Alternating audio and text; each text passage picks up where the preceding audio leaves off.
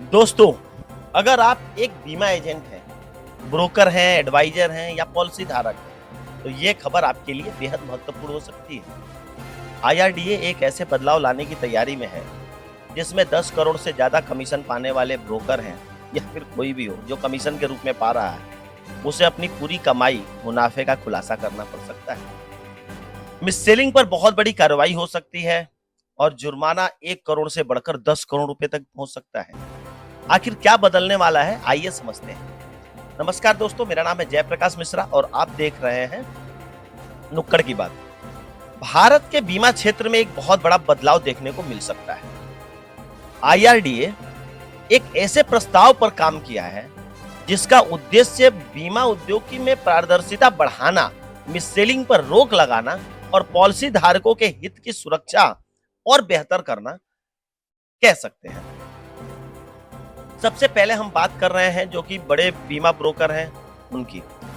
प्रस्ताव के अनुसार जो बड़े बीमा ब्रोकर हैं या कॉर्पोरेट एजेंट है या इंश्योरेंस मार्केटिंग फर्म है, एक वित्तीय वर्ष में 10 करोड़ से अधिक का कमीशन अगर वो पाते हैं तो उन्हें अपनी कमीशन का जो भी संबंधित पक्ष है, जो लेन देन है, मुनाफा है, डिविडेंड है, इससे जुड़ी जानकारी आईआरडीए को देनी होगी। इतना ही नहीं, इन जानकारियों को अपनी वेबसाइट पे भी सार्वजनिक रूप से प्रदर्शित करना पड़ सकता है।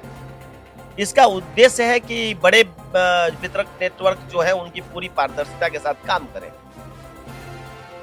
दूसरा और सबसे महत्वपूर्ण मुद्दा है मिससेलिंग का।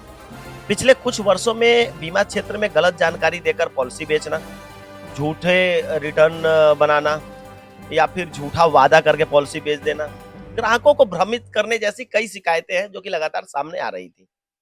अब जो नियम है, वो नियम की व्यवस्था ये की गई है, इसको और सख्त बनाने का निर्देश दिया गया है ताकि ग्राहकों के साथ गलत व्यवहार करने वालों की जवाबदेही तय हो और उनको उचित सजा मिल सके। तीसरा बहुत बड़ा बदलाव जो है वो दंड व्यवस्था से जुड़ा हुआ है। जहां पहले जो भी नियम के उल्लंघन होते थे उस पर अधिकतम जुर्माना 1 करोड़ रुपए था, अब उसे बढ़ाकर इन लोगों ने 10 करोड़ रुपए तक का ले जाने का प्रावधान किया है। साथ में ही आईआरडीए को यह भी अधिकार है कि यदि किसी संस्था ने नियम का उल्लंघन या अनुचित लाभ कमाया है तो उस लाभ को वापस करने का आदेश भी दिया जा सकता है। और यह कदम पूरे बीमा इकोसिस्टम के में अनुशासन और जवाबदेही को बढ़ाने के लिए एक महत्वपूर्ण कदम माना जा रहा है। अब इसके अलावा ग्राहक के हितों की सुरक्षा को केंद्र में रखा गया है। उद्योगों में अपेक्षाएं बढ़ रही हैं। क्यों? क्योंकि केवल पॉलिसी बेचना ही नहीं, बल्कि क्लेम देने के समय ग्राहक को उसकी सहायता करना, मार्गदर्शन करना भी अब ब्रोकर का काम होगा। बीमा ब्रोकरों की भूमिका जो है वो क्लेम में सहायता प्रदान करने वाली होगी और नियम लगातार ग्राहक के सेवा को मजबूत करने के लिए दिशा में बनाया जा रहा है।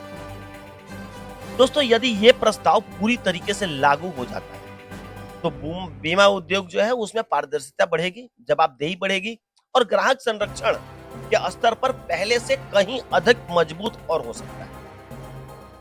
ईमानदारी से काम करने वाले एजेंट तो ठीक ठाक रहेंगे, उन एडवाइजर और ब्रोकरों को इसका लाभ मिलेगा, लेकिन जो एडवाइजर या जो ब्रोकर गलत तरीके से कारोबार कर रहा है उसके लिए मुश्किलें बढ़ने वाली है।